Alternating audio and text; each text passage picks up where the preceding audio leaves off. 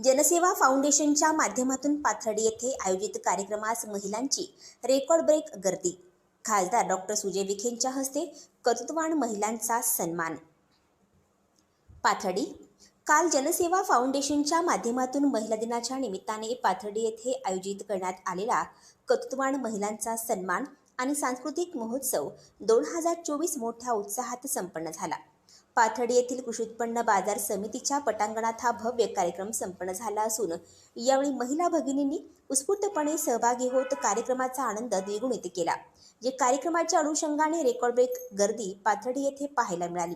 सदर कार्यक्रमात विविध क्षेत्रांमध्ये आपल्या बहुमूल्य योगदानाने समाजात आपली वेगळी ओळख निर्माण करणाऱ्या कर्तृत्ववान महिलांचा सन्मान खासदार डॉक्टर सुजय विखे पाटील यांच्या हस्ते करण्यात आला.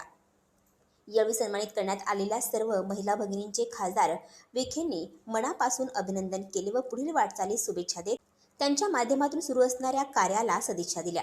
तसेच उपस्थित महिला भगिनींना देखील यावेळी सन्मानित करण्यात आलेल्या महिला भगिनींकडून प्रेरणा घेत वाटचाल करण्याचे आवाहन केले. या सांस्कृतिक महोत्सवात महिलांचे मनोरंजन करण्यासाठी विविध कार्यक्रम राबवण्यात आले. भव्य लकी ड्रॉ, पैठणी आणि बरंच काही या थीम अंतर्गत विविध स्पर्धांचे देखील आयोजन करण्यात आले होते. तसेच या कार्यक्रमाचे खास आकर्षण म्हणजे प्रसिद्ध अभिनेत्री सोनाली कुलकर्णीने आपल्या नृत्याने उपस्थित सर्वच महिलांची मने जिंकत या सोहळ्याचा उत्साह अधिक वाढवला. पाथर्डीमध्ये या अगोदर देखील बरेच कार्यक्रम झाले, परंतु कोणत्याच कार्यक्रमाला इतक्या प्रचंड प्रमाणात महिलांची गर्दी उसळली नव्हती.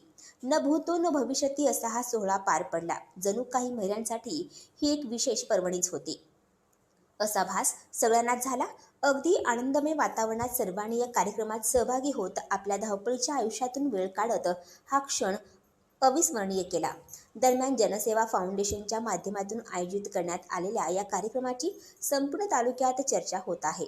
उत्कृष्ट नियोजन आणि महिलांचे संघटन काय असते हे खासदार सुजय विखे यांनी आयोजित केलेल्या या कार्यक्रमाकडे पाहून सर्वांनाच समजले. यावेळी आमदार मोनिका राजळे आणि रणरागिणी महिला मंडळाच्या अध्यक्ष धनश्री विखे पाटील देखील उपस्थित होत्या.